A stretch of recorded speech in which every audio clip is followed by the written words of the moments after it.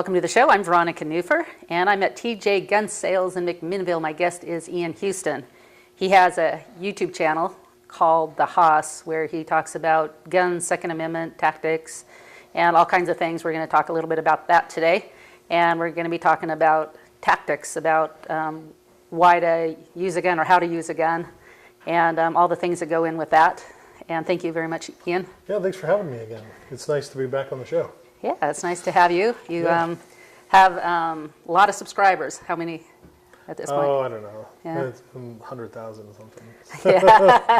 Yeah, I looked at one of your YouTube videos, and there was over 1 million viewers. Yeah. So, and that was just one. I suppose there's more than one there. It's been a journey. It's been a learning experience for me too. So yeah, it's been fun doing that. But now working here at TJ Gun Sales, I've actually learned a lot about teaching and talking to people, and I'm also an instructor at Spartan Training Concepts in Hillsboro. Okay, So, and what do you instruct with that? It's a firearms school. I like to tell people that we're not a firearms school, that we are a mindset school, because too many places, I think, focus on how to shoot a gun, and that's great. That's definitely necessary, but I don't want to do that. I want to teach people how to fight with a gun. And so we basically focus more on the self-defense aspect of shooting guns or the why and the how of doing it, rather than just trying to shoot really well into one little hole. That's not important to me. What's important to me is that I can go home at the end of the night. If I get into a deadly force encounter, I'm not going to be I'm going to be confident if I get into a deadly force encounter. So that's kind of what I'd like to pass on to other people as well. Okay, and that's what you really focus on your YouTube channel as well. Yeah, absolutely. Not just Second Amendment. That's important, but there's a lot of other areas, and we're going to touch on one of those areas today, which is tactics. Right. Yeah. So I feel like a lot of people will talk about you should carry a gun, you should do this, and you should do that, and you should do that, and a lot of times people kind of feel like they get beat over the head with that. And so one of the things that I'd like to do is not tell people you should do this, but this is why I do this, and this is how I do it. And then when people see that, they could say, oh yeah, that makes sense, or oh, that doesn't quite work for me, I'm going to do this instead, or that guy's an idiot. Right. So yeah. So when I go shopping for a gun, as I have, just a real small one, and because that fits me, and a little holster. But I don't really know where to go from there. And I would imagine a lot of people don't. So I guess go on ahead. What do you want to address? Where you want to start? You brought up a good point. A lot of people make decisions about firearms for self-defense that aren't necessarily based off of a good tactic for self-defense, but off of something that they perceive to be something that's good for them, like a gun that fits their hand, or something that'll fit in their purse, or whatever it is, or they like the way it looks, or something like that. I have two great examples. One of my longtime students, she's multi-class alumni. She's now, I think, 15, started when she was 13, shooting a full-size handgun. So when people tell me that a gun won't fit their hands, I say, well, I have 13-year-old girls that are running bigger guns than what you're talking about. And I have another friend who has no hands at all. He was born he just has thumbs. Wow. And he runs a full-size gun too. And so I would say take a step back from what your perceptions are. Because like when I go to buy a car, I don't say, I want this car because it looks cool. I go, well, what am I I'm going to talk to somebody that knows a lot about cars first, who's going to tell me I'm going to tell them what I want to do with a car, or what I need a car to do for me, and then they're going to help me make that decision based off of their extensive knowledge of vehicles. And so that's kind of the same thing with a firearm. Is if you're talking about self-defense, where are you going to go to? You're not, you shouldn't be going to Hollywood, or your cousin Earl that that has a shotgun. You want to go to somebody who knows something about self-defense, or studies it, and then see what they're doing. And that's kind of what I thought we should do here today, is just talk about you should carry a gun, but how do you carry a gun? Okay, well, how? Here's my second, third question. How do you carry a gun? All right.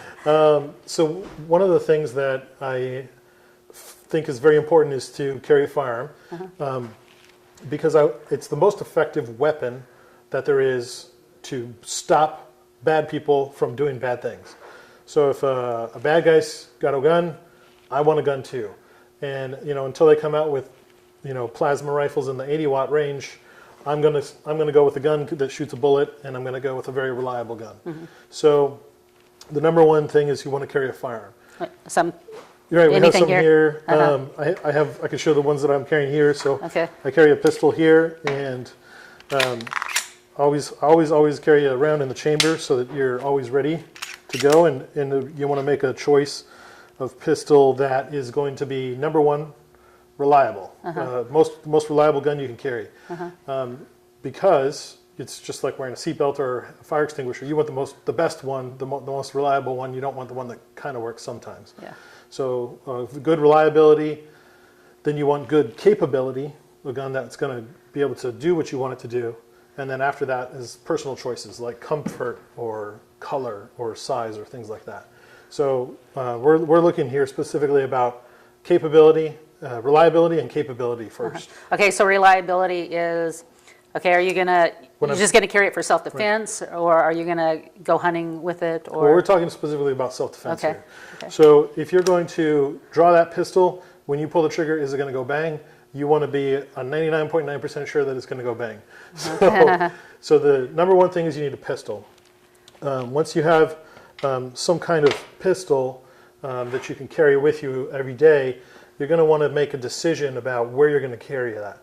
I'm not making this stuff up. Most of what I'm telling you comes from people who have been doing this for a long time, like Jeff Cooper and Masada Ayub and Lyle Wyatt and all these guys who have been carrying guns and talking about and teaching self-defense for a long time. So, we have to say, okay, humans have 2 eyes, 2 ears, 2 hands, 10 fingers, most of us, and so there's only a certain amount of options of where you can carry a gun and effectively pull that gun out and employ that gun, and then be able to put it back away or reload it or doing whatever you're going to do. So if that's the case, there's really only 2 places that you should be carrying a firearm, unless you don't have the option to carry there. I.e., so a good example would be like, say you're a woman and you're going into a formal affair in an evening gown. Obviously, you can't strap on a gun belt and throw a pistol on your evening gown. It's not going to happen. So there's other options that are out there, and those things are kind of aside from this, but I'd rather someone carry a gun improperly than not carry one at all.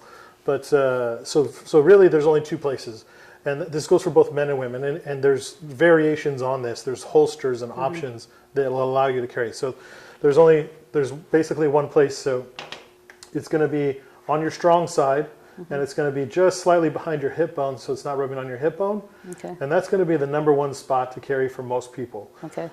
This spot here allows you easy access. It maintains the pistol near the front of your body. Okay. So it's not back here. It's not all the way on your back, so if you fall over, you're on top of it. But it's in a location that you can access, but it's still comfortable, and it's out of reach of other people. And if I need to, if the pistol is in the holster and someone's coming at it, I can trap the pistol down and just trap it into the holster so that I can get something else to get them away from me. So this is a good spot for the pistol, and the only other spot to carry a pistol is an appendix, which is going to be right in the front of your pants here. And to do that, you really need to use a proper holster, which I don't have with me right now or on me. But an appendix carry puts the pistol in front of you. It keeps it localized. You don't have people able to get access to it that you don't want to. And even someone who's a rotund individual like myself can still carry appendix if you're using the proper gear. So number one thing is a pistol. The number 2 thing would be, I think, a good holster or a proper holster. And there's several different types of holsters that you can carry basically inside your pants or outside your pants. Those are kind of the top 2. and there's different variations on that. Is that whether or not you have a handgun permit, a concealed handgun permit versus not? Well, there's a whole lot of stuff that goes into that, whether or not you're on private property, whether or not you have a license to carry, what state you're in. States like Arizona don't require any permit to carry concealed. So yeah, if you're carrying it inside your pants, generally speaking, you're carrying it concealed. However, if it's inside your pants but it's still exposed on top, that would still be considered an open carry. But the pistol, so it needs a good holster. A good holster is a holster that remains open when you draw the pistol out and you present the pistol to engage whatever sort of threat is there. You need to put it back somewhere that you can get it again in case another bad guy comes up, his brother, his cousin, or the bad guy gets back up and presents a threat again. So instead of putting this in my pocket or laying it on the ground or something to do something else, I want to take it and I'm going to put it back where I got it from. So now I have it back, so and I'm already trained and prepared to draw from this position, and that's where it came from. So a good holster, one that stays open, one that's hard enough that if I, for whatever reason, only have one hand, that I can manipulate the pistol off of the holster. So I can use the holster itself as a tool to manipulate my pistol slide. Yeah. Or I can, if I have one hand, I can put the holster back, I can put the gun back in the holster there and then work on the pistol and, you know, change magazines, pull it out, rack it, and then fight again with it. So my holster is going to be a tool in and of itself, not just to hold it. So to do that, you have to have a proper belt. So I'm just going to grab a little belt here. This is a very common belt that many people have. It's a leather belt. It's just a regular patent leather belt. And this belt is too soft for a gun belt. Lots of people might think this is a good gun belt, but it's not. You can tell right away that if I just give this a little bit of a bend, it's already bending in half. I can actually make one side touch the other right there. So that belt is too soft. Do you have it here to say this is not what not to get? Yeah. So, well, I didn't want to take my belt off on TV. So. Yeah. But so what you want is a solid belt or a gun belt. And gun belts usually have a laminated layer in there that's either steel or plastic, that's a hard plastic. And so when you are holding your pants, it should kind of hold like this. It should be a nice solid belt that doesn't bend. Okay. So are those available here or at most gun stores? We are carrying those as of 2018. We are ordering and carrying those here. Okay. Yeah. Good. So a good gun belt is a good thing, and there's different ones that are coated in leather, ones that have a nylon outside, and all sorts of different buckles and things. Okay.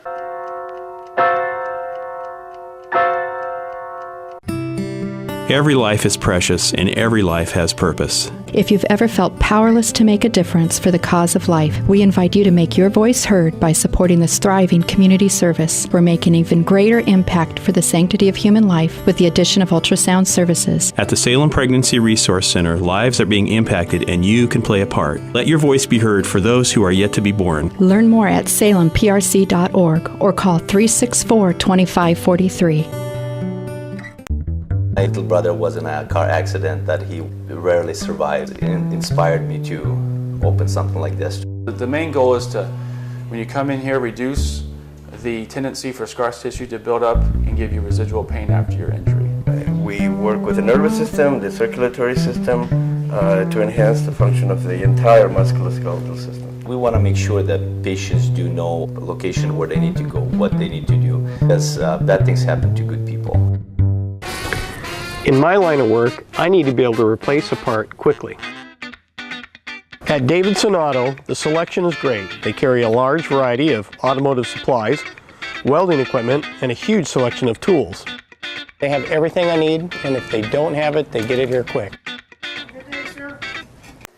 So you have your firearm, you have a good holster and a good belt, and so you're off to a great start. Okay. And at that point, you have to think about other things of self-defense and other contingency plans and backup plans. Okay. I do want to ask another question about that. Okay, so I'm thinking, being a woman, that would be fine as long as it looked good with my clothes. Do they come in sizes and things that look decent? Absolutely. There's several different companies. One of the biggest growing groups of gun owners in America today is women. And so lots and lots of companies are coming out nowadays with more and more options for women. And that includes fashionable options of gun belts and things like that. Okay. So there are options out there for that. You can look them up online. There's several different companies out there, and one of the ways to get companies to do that is to ask them about it. And that if women aren't sending emails to these companies saying, hey, we need a belt that's white or something, Yeah. I want a belt that goes with this outfit, so I need a white one. Right. And a lot of custom belt makers will make you belts as well. Okay. A custom belt is not, a gun belt's not inexpensive. It's an expensive item. You're looking at between $40 and $100, maybe more. It's an expensive thing, but a good gun belt should last you several decades. Okay. So it should last you. Well used, yeah, because there's a tendency if a woman, has to wear something real thick, she's going to put it in her purse, or if it's small enough in her Right. pocket. What kind of problems does that create? Well, you never want to carry off your body, something that we call off-body carry. That would be in a bag or like in between the seats in your car or something like that. There's very few times where you would want to carry off-body. The major one being not being in a bag, because if I'm a bag snatcher and I'm going to grab your bag and run away, if your gun's in the bag and you're fighting for the bag, that's bad news. Yeah.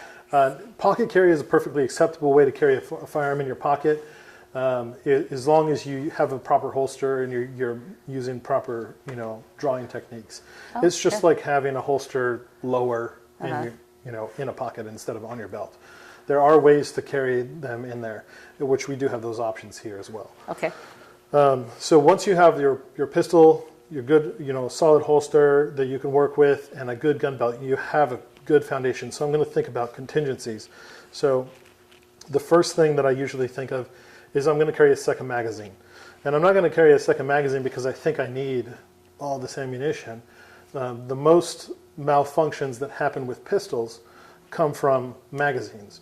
So I'm going to carry a second magazine I see. to supplement the magazine that's in the gun. If I run into some sort of issue, now I'm going to want a way to fix that. So I'm going to have a second magazine so I can get rid of that first one, throw it on the ground, get it away from me.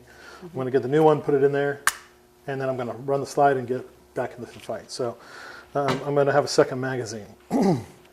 So then I would say the next step from there is, well, if you are, let me put all this stuff out here so that people can see it. If you have your pistol, you have your extra magazine, what's the next thing is, well, what if you're in a situation where it's dark outside and you want to see what you're shooting at? Obviously, it would be very irresponsible to just shoot wildly into the dark. So I always recommend some sort of light source, and it's a white light. There's a whole, I could spend hours and hours talking about tactical usage of light. But generally speaking, you want a flashlight that when you press the button, it turns on as bright as it'll go, and when you let go, it turns off. That's what we call a tactical light. And basically, the idea is that you want to use your light as sparingly as possible. So I'm going to turn on my light to identify what I'm looking at.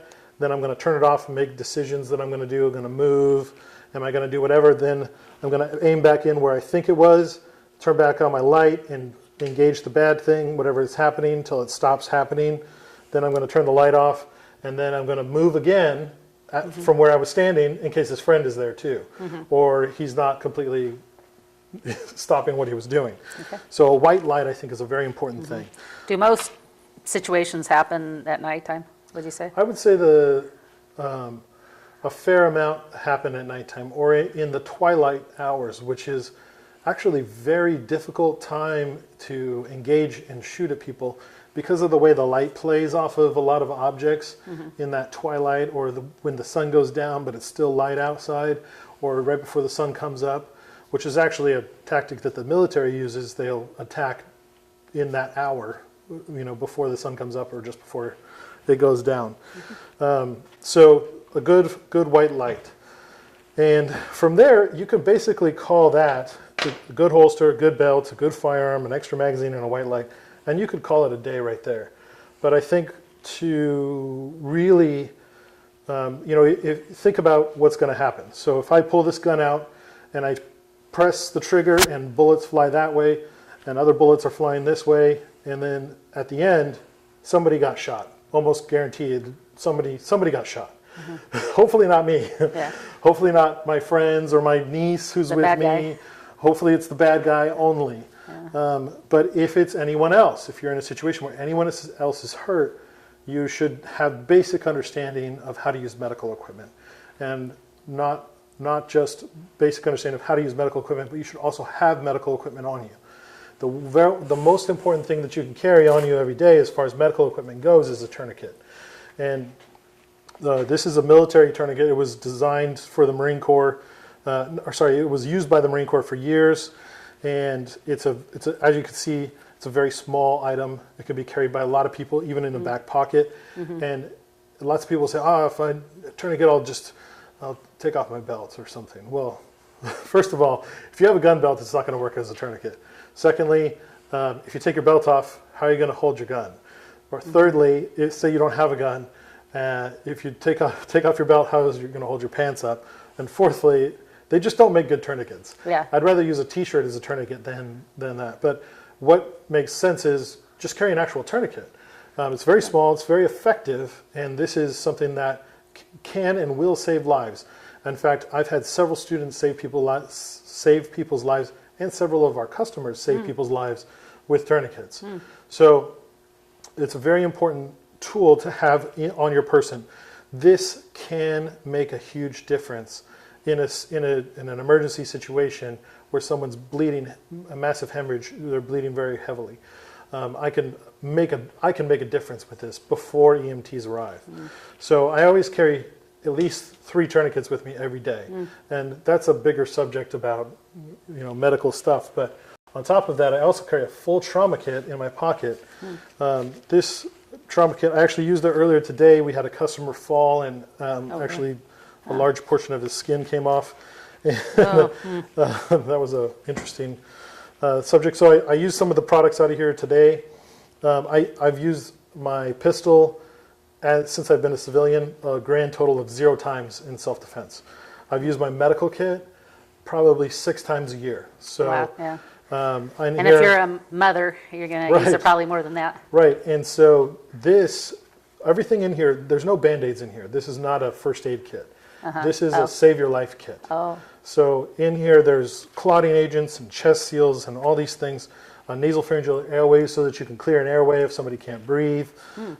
This is a save your life kit, and it's very easy to use all the items in here.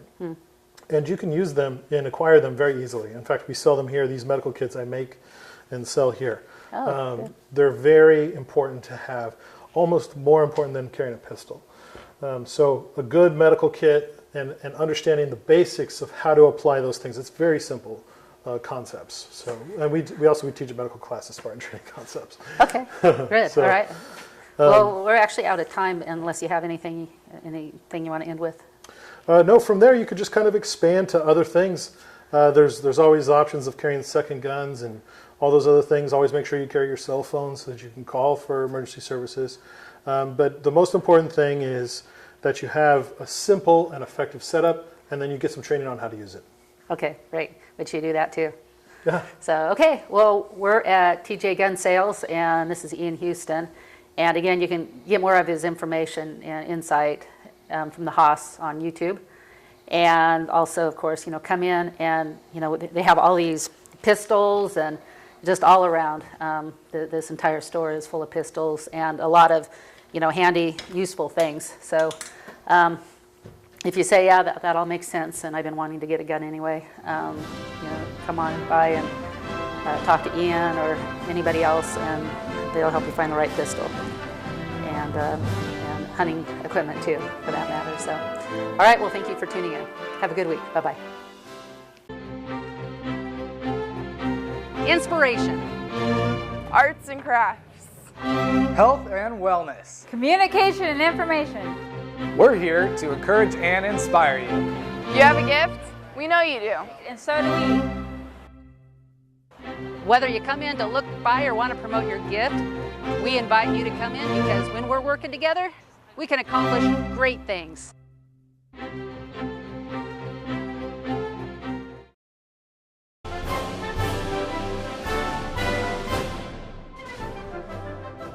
After 29 years of house cleaning experience, I use all non-toxic products, and I'm here to serve you and all your cleaning needs. Call me for a free quote.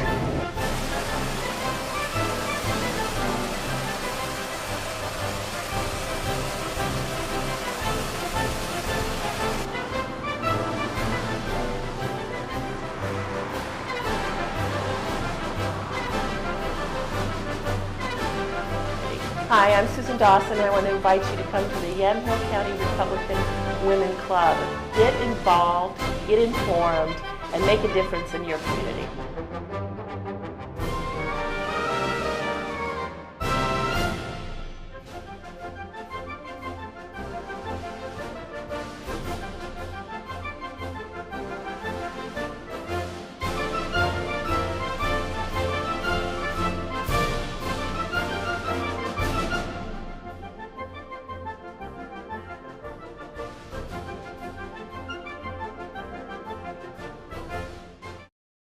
In this next seminar, Dr. Hovind takes a large variety of questions that he's been asked on a regular basis and combines them and gives his best explanation for what's happening. He covers a variety of topics such as the Red Sea crossing, primitive man, what about radiocarbon dating? Hey, are there really contradictions in the Bible? Find out for yourself in this seminar entitled Questions and Answers. I just started taking colloidal silver this winter regularly. My energy level is better than it has been in years. My typical winter cold was minimal, lasting 2 days instead of evolving into bronchitis as my colds have been prone to do.